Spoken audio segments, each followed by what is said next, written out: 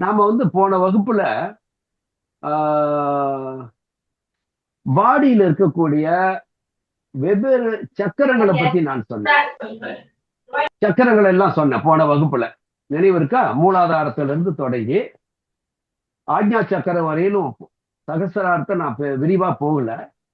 ஆனா மூலாதாரத்துல தொடங்கி ஆக்ஞா சக்கரம் வரையிலும் விரிவாக இந்த சக்கரம் என்று சொல்வது எதனால என்பதும், அந்த சக்கரங்கள் என்பது துணை மனதினுடைய துணை மையங்கள். ஆக்ஞா சக்கரம் தான் மனித மனதினுடைய மொத்த கண்ட்ரோலிங் பாயிண்ட். அதுதான் கட்டுப்பாட்டு மையம், மனதை கட்டுப்படுத்துகின்ற புள்ளியாக இந்த புருவ மத்தி தான் என்று சொன்னேன். மனம் என்பது எப்படி கண்ணுக்கு தெரியாத வடிவத்தில் இருக்கிறதோ அதே மாதிரி அது கண்ணுக்கு தெரியாத வடிவத்திலே இந்த இடத்துலதான் அதனுடைய ஒரு கட்டுப்பாட்டு மையம் இருக்கிறது. ஒவ்வொரு பொருளுக்குமே இந்த பிரபஞ்சத்துல அதுக்குன்னு ஒரு கட்டுப்பாட்டு மையம் அல்லது நியூக்ளியஸ் சொல்லுவோம், மைய கரு என்று சொல்லுவோம். ஒரு நாடு என்றால் கூட அதுக்குன்னு ஒரு கட்டுப்பாட்டு புள்ளி என்பது அதை தலைநகரம் சொல்றோம். அங்கிருந்து தான் அந்த நாடு முழுவதும் அது வந்து கவர்ன் பண்ணப்படுது, ஆளப்படுகிறது. அது போலதான் மனது இருக்கும். அதை கட்டுப்பாட்டு புள்ளி என்பது இந்த இடத்துல இருக்குதோ அதனுடைய துணை மையங்களாக இங்க ஆக்ஞா சக்கரத்திலிருந்து அப்படியே படிப்படியாக இங்க விஷயத்திலிருந்து அநாகதம், மணிப்புரகம், இப்படி படிப்படியாக ஒவ்வொரு இடங்கள்லயும் மொத்தம் இந்த இதுல புருவ மத்தியிலிருந்து தொடங்கி அதற்கு கீழே 5 இடங்களில அந்த மனமானது தனக்கு துணை மையங்களை வைத்திருக்கிறது. இப்ப எப்படி இந்தியாவில் வந்து ஒரு கேபிட்டல் வந்து புது டெல்லியாக இருந்தாலும் அது தனித்தனி ஒரு ஸ்டேட்ஸ் இல்லையா, மாநிலங்களை வைத்திருக்கிறது. அந்த மாநிலங்களுக்கும் ஒரு மைய கண்ட்ரோலிங் பாயிண்ட். இப்போ தமிழகம் என்று சொன்னால் தமிழகத்துக்கு ஒரு மைய கண்ட்ரோலிங் பாயிண்ட் வந்து அது சென்னையில இருந்து தான் அது வந்து அதனுடைய தமிழகத்துக்கு அது மைய இதுன்னு பார்த்தீங்கன்னா கண்ட்ரோலிங் பாயிண்ட் தான் சென்னை தான். ஏன்னா அங்கதான் வந்து அங்க சட்டசபை இருக்கு, அங்க வந்து டெல்லியில பார்லிமெண்ட் இருக்கிறது இந்த இந்தியா முழுமைக்கும். அது போல இந்த மனமானது இது வந்து நீங்க வந்து டெல்லி மாதிரி வச்சுக்கலாம். கீழே இருக்கிறது ஒண்ணு ஒரு 5 ஸ்டேட் மாதிரி இந்த உடம்புல இருக்கிற மாதிரி நீங்க கற்பனை பண்ணிக்கிட்டீங்கன்னா இது எல்லாமே கட்டுப்பாட்டு மையங்கள். அந்த கட்டுப்பாட்டு மையங்களைத்தான் நாம யோக இதுல வந்து நம்ம சக்ராஸ் என்று சொல்றோம். ஆனா அதே சமயத்துல ஒரு சக்கரத்துக்கு அருகிலேயும் அங்க கிளான்ஸ் இருக்குன்னு சொன்னேன்.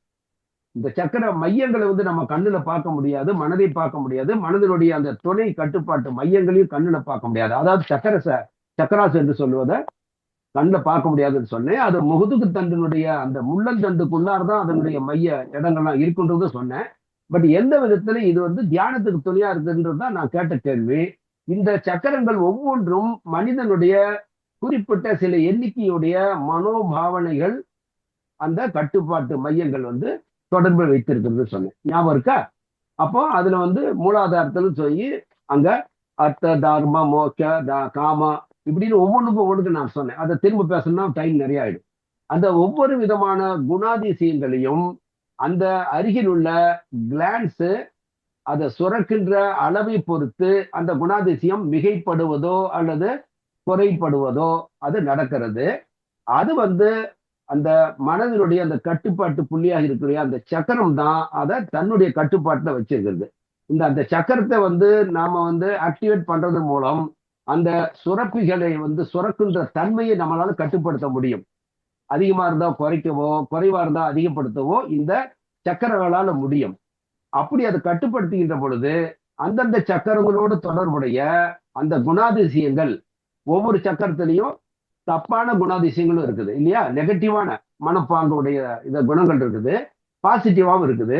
இந்த நெகட்டிவான குணாதிசயங்கள் இந்த மூலாதாரத்தில் இருக்கக்கூடிய அந்த இறை அந்த நாட்ட அந்த இறை விருப்பமான அந்த இதாவது குலக்குண்டலி என்ற ஒன்று அங்க இருக்கிறதுன்னு நம்ம அதெல்லாம் பேசிட்டோம்.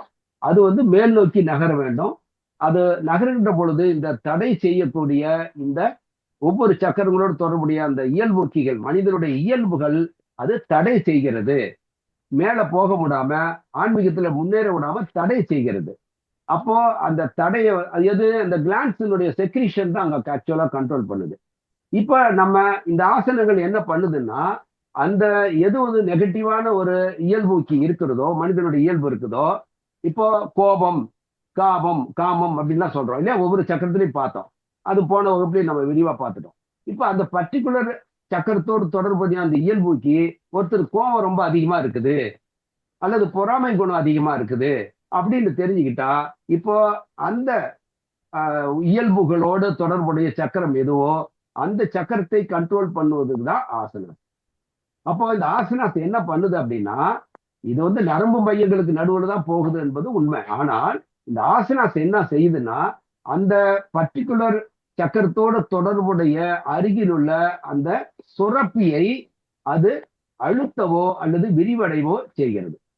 அப்படி செய்வதன் மூலமாக அந்த தீய பண்புகளை, மனிதனுடைய தீய குணங்கள், இறைவனோடு தொடர்பு கொள்ள முடியாம தடை செய்கின்ற இந்த புற உலகத்தை நோக்கி பல்வேறு விதமான ஆசைகளை வந்து இழுத்து செல்லுகின்ற அந்த குணாதிசயங்களை, அதோடு தொடர்புடைய அந்த சுரப்பிகளை அதை கண்ட்ரோலுக்கு கொண்டு வருது, கட்டுப்பாட்டுல கொண்டு வர்றதுக்கு இந்த ஆசனங்கள் உதவுது. இந்த யோகிகள்லாம் இந்த ஆசனங்கள் கண்டுபிடித்ததே யோகிகள் தான், மருத்துவர்கள் அல்ல. யோகிகள் எதற்காக இதெல்லாம் வந்து கண்டுபிடிச்சு செஞ்சாங்க கொடுத்தாங்கன்னா, மனிதனுடைய பண்புகள் பல்வேறு நெகட்டிவான குணாதிசயங்கள் இறைவனோட நாட்டத்தை வந்து தடை செய்கின்றன, உலக நாட்டத்திற்கு இழுத்து செல்லுகின்றன. அதை தான் கட்டுப்படுத்தணும்னா நம்ம இந்த சுரப்பிகளுடைய சுரக்கின்ற அளவை நம்ம குறைக்கவோ கூட்டவோ செய்யணும்னா அதுக்கு தான் இந்த யோகாசனாஸ். அது அந்த கிளான்ஸ்களை டைரக்டா வந்து அஃபெக்ட் பண்ணும்போது இந்த குணாதிசயங்கள் கட்டுப்படுத்தப்பட்டு அந்த இறைவனை நோக்கி அந்த விருப்பமானது அது தடையில்லாமல் செல்வதற்கு உதவுகிறது என்பதுதான் இது. போன வகுப்புல இதெல்லாமே நம்ம ஓரளவுக்கு எல்லாமே பார்த்துட்டோம். இருந்தாலும் ஒரு ரிவைஸ் பண்றதுக்காக இதை உங்களுக்கு நினைவுபடுத்தணும். சரி, போதும். ஏன்னா மேற்கொண்டு கேள்விகளை கேட்டுட்டு தான் நம்ம நேரம் இதாயிடும். போன வகுப்பினுடைய முடிவுல நான் ஒரு விஷயம் சொன்னேன். என்ன அப்படின்னா, இப்போ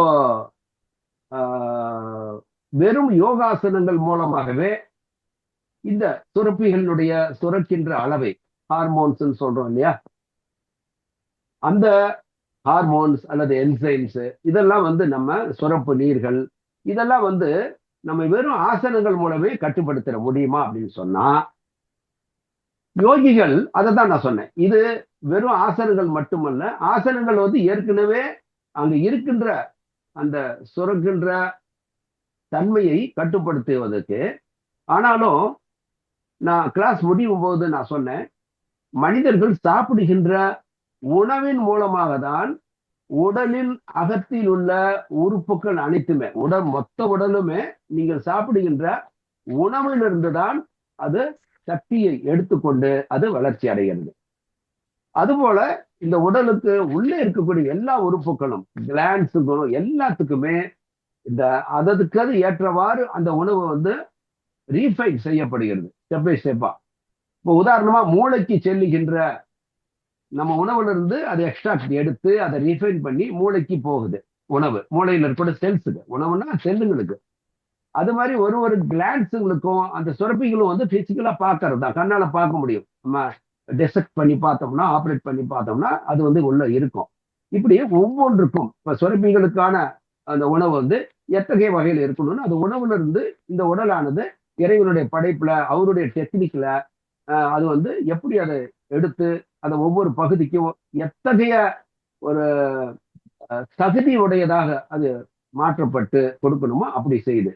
இப்போ மூளைக்கு போறதுன்னு பாத்தீங்கன்னா ரொம்ப உண்மையான ஒரு சாரமாக எடுத்து நம்ம ரீஃபைன் திரும்ப திரும்ப ரீஃபைன் பண்ணும்போது அது ரொம்ப ரீஃபைன் ஆகிற மாதிரி இந்த உணவுல இருந்து எடுக்கப்பட்ட சத்துக்கள் இந்த ஒவ்வொரு உடல் உறுப்புகளில் உள்ள அந்த செல்களுக்கு கொடுக்கப்படுகிறது. அதுபோல மூளைக்கு வந்து உடம்புக்குள்ள இருக்கிற செல்லுகளுக்கு கொடுக்குற மாதிரிலாம் கொடுக்க முடியாது. அது இன்னும் அதுல இருந்து ஒரு ரீஃபைன் செஞ்சு அது மூளைக்கு தரப்படுகிறது. அதனிலும் அது வந்து ரீஃபைன் செய்யப்பட்ட இது வந்து நம்ம இன உற்பத்திக்கான செல்களுக்கு தேவையான உணவாக கரு முட்டைகளுக்கும் அங்க விந்து அணுக்களுக்கும் அது தேவைப்படுது. அதுதான் இருக்கிறதுல ரொம்ப ரீஃபைனான ஒரு இது.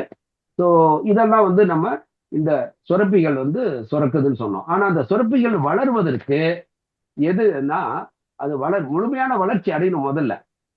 அப்ப முழுமையான வளர்ச்சி அடையணும்னா அது நீங்க சாப்பிடுற உணவை பொறுத்து தான் அது வளர்ச்சி அடையுது. அது எத்தகைய உணவை சாப்பிடுறீங்களோ அத்தகைய பண்புகளை அது எடுத்து அந்தந்த குணாதிசயங்களுக்கு அது ஊட்டும். அது என்ன எனர்ஜி எடுக்குதோ அந்த எனர்ஜி தான் திருப்பி அது வந்து குணாதிசயம் வெளிப்படும். அந்த கிளான்ஸினுடைய செக்ரிஷன் நீங்க எந்த மாதிரி உணவு எடுத்துக்கிறீங்களோ அந்த உணவுக்கு ஏற்ற வகையில தான் அந்த சுரப்பினுடைய தன்மை இருக்கும். அந்த தன்மைக்கு ஏற்றவாறு தான் அந்த சுரப்பியோடு தொடர்புடைய அந்த சக்கரத்தோடு தொடர்புடைய உங்க இயல்பூக்கிகள் வேலை செய்யும். நெகட்டிவான மைண்டுக்கு வந்து நெகட்டிவான இத உணர்வுகளை தரக்கூடிய உணவுகளை சாப்பிட்டோம்னா கட்டாயமா நெகட்டிவான பர்பல்சிட்டிஸ் எங்கெங்க இருக்கோ, எந்தெந்த சக்கரங்களை நெகட்டிவான அந்த பண்புகள் மனிதனுடைய இருக்குதோ அதையெல்லாம் வந்து நல்லா விருத்தி அடையும். அது வேகமாக வேலை செய்யும் மனிதனுடைய மனதுக்குள்ளார. ஆக அப்போ நம்ம இங்க உணவு என்பது மிகப்பெரிய பங்கு வகிக்கிறது. அப்படி பார்க்கும் பொழுது இது எல்லாமே பொதுவாக பக்தி யோக தியான முறையில இது எல்லாத்தையுமே இதெல்லாம் கண்டுபிடிச்சது இங்க பெரிய ஆன்மீக யோகிகள் தான். அப்படி பார்க்கின்ற பொழுது இந்த உணவு வந்து நான் இப்ப சொல்லும் போது சொன்னேன், நான் உணவு எத்தகைய உணவை நீங்க உட்கொள்கிறீங்களோ அந்த அதிலிருந்து எடுக்கப்படுகின்ற அந்த எசன்ஸ் தான் அங்க உடல்ல இருக்கக்கூடிய அந்த செல்களுக்கு போகுது. அப்போ அதே மாதிரிதான் சுரப்பிகளுக்கும் அது போகுது. அப்போ அதுக்கு ஏத்த மாதிரிதான் அது சுரக்குதுன்னு நான் சொன்னேன். இப்போ ஒரு நல்ல தரமான குவாலிட்டியாக நல்ல பண்புகளை உடைய உங்களுடைய உணவு வந்து சுரப்பியை நேரடியாக அது பாதிக்குது. அப்போ சுரப்பிக்கு அது போகும்போது அந்த உணவினுடைய தன்மைக்கு ஏற்றவாறு சுரப்பியோடு தொடர்புடைய பண்புகள் வேலை செய்யுது. அப்ப அந்த ஒரு வரிசையில அந்த யோகிகள் என்ன பண்ணாங்கன்னா உணவை வந்து 3 வகையாக அவங்க உணவை பிரிக்கிறாங்க. என்னென்ன வகை அப்படின்னா சத்துவகுணம், ரஜோகுணம், தமோகுணம். உணவுலயே சில உணவுகள் வந்து ஒரு மனுஷனுக்கு மந்தத்தன்மையை கொடுக்கும். அந்த மாதிரி சாப்பாடை சாப்பிட்டீங்கன்னா இங்க ஒரு சுறுசுறுப்பாவே நீங்க மூளை வேலை செய்யாது, மனம் வந்து சுறுசுறுப்பா இருக்காது, ஒரு மந்தத்தன்மையை கொடுத்துரும் நீங்க சாப்பிடுகின்ற உணவு. பொதுவாகவே காலையில இந்த பொங்கல் வந்து காலையில சாப்பிட்டாங்கன்னா நிறைய பேர் சொல்லுவாங்க காலையில பொங்கல் சாப்பிட்டா தூக்கம் வரும் அப்படின்ட்டு. அப்படின்னா மைண்ட் வந்து சுறுசுறுப்பா இல்லாம டல்லா போயிடும். சின்ன சின்ன விஷயங்களே கூட நம்ம இந்த மாதிரி உணவுகள்ல இது போன்ற மனதிற்கு அது எத்தகைய விலைகளை தருது சாதாரண ஒரு விஷயங்களோட நம்ம பார்ப்போம். இப்போ மது ஒருத்தர் அருந்துறாரு அப்படின்னா மது உள்ள போன உடனே என்ன ஆகுது, நம்மளுடைய மனமானது அப்படியே செயலற்ற நிலையில மந்த நிலையில மயங்கி போய் கிடக்குது. அப்படின்னா அந்த போதைக்கு அந்த இது வர மாதிரி அந்த அஃபெக்ட் பண்ணிடுது, அந்த ஒரு கிளாண்டை போய் அதை அஃபெக்ட் பண்ணுது. அப்போ அதனுடைய சொருக்குன்ற தன்மையானது இந்த சுறுசுறுப்பா இயங்கக்கூடிய அந்த இதெல்லாம் வந்து மந்தமாயிடுது. ஸோ இப்படி உதாரணத்துக்கு இப்படி உணவு உள்ள என்ன எடுத்துக்கிறீங்களோ அதற்கேற்றவாறு உங்க கிளான்ஸ் பாதிக்கப்படும். இந்த கிளான்ஸ்க்கு ஏற்றவாறு அந்த குணாதிசயங்கள் வெளிப்படும். ஆகவே அந்த வகையில இந்த சாத்வீகமான உணவு அது சத்துவகுணம், அடுத்தது ரஜோகுணம், தமோகுணம் சொல்லு. இந்த தமோகுணம் என்பது என்னன்னா மனிதனுடைய மனதை மந்தமாக்கிவது, மந்த தன்மையில வச்சிருக்கோம். இறைவனை நினைச்சு நீங்க தியானம் பண்ணும்போது மந்தத்தன்மை இருந்ததுன்னா தூக்கம் வந்து அப்படி விழிப்போடு இருக்கணும். மனம் சற்றும் இல்லாம அந்த கவனத்துல எதை நோக்கி எதை எண்ணிக்கொண்டு அந்த மனம் இருக்கிறதோ சற்றும் சோர்வு இல்லாமல் அங்க அடுத்தடுத்த கணம் இன்னும் வேகமாகும். அங்க வந்து இன்னும் தெளிவாக அடுத்தடுத்து வந்து அடுத்தடுத்த நிலைக்கு போகக்கூடிய அளவுக்கு அந்த மனம் தயாராக அந்த செயல்பட வேண்டும். அப்போ அத்தகைய மனம் செயல்படுவதற்கு தகுந்த உணவு என்பது சத்துவ குண உணவு, சாத்வீக உணவுன்னு சொல்றாங்க. சாதாரணமா நம்ம மனம் வந்து சுறுசுறுப்பாகவும் உடல் சுறுசுறுப்பாகவும் இயங்குவதற்கு மனமும் உடலும் சுறுசுறுப்பா இயங்கணும் அப்படின்னா அதுக்கு வந்து ரஜோகுணம்னு சொல்றோம். ரஜோகுணத்தினுடைய தன்மை என்ன அப்படின்னா மந்தத்தன்மை இருக்காது, அதே சமயத்துல சாத்வீகமான ஒரு தன்மை இருக்காது, சுறுசுறுப்பாக ரொப்பதும் அது பட்டு பட்டு பட்டு இயங்கக்கூடிய ஒரு இயக்க தன்மையை கொடுக்கக்கூடியதான் உணவு. இது வந்து கண்டுபிடிச்சி இதெல்லாம் ஒரு நாள் 2 நாள்ல கண்டுபிடிக்கிற யோகிகள் இதெல்லாம் தங்களுடைய அனுபவங்கள்ல சாப்பிட்டு பார்த்து இந்தந்த உணவுகள் நம்ம சாப்பிடும் போது நம்மளுடைய மனம் இந்த மாதிரி வேலை செய்யுது. அப்போ இந்த உணவு இப்படிதான் அதை வந்து அவங்க வகைப்படுத்தி பிரிச்சாங்க. அப்படி பிரிச்சு நமக்கெல்லாம் ரெடிமேடா கொடுத்துட்டாங்க. கஷ்டப்பட்டு அவங்க கண்டுபிடிச்சாங்க, நமக்கு அதை கொடுத்துருக்காங்க. அந்த இது வரி பார்க்கும்போது நான் உங்களுக்கு சில விஷயங்களை வந்து உங்களுக்கு அதை முடிஞ்சா நீங்க குறிச்சு வச்சுக்கங்க.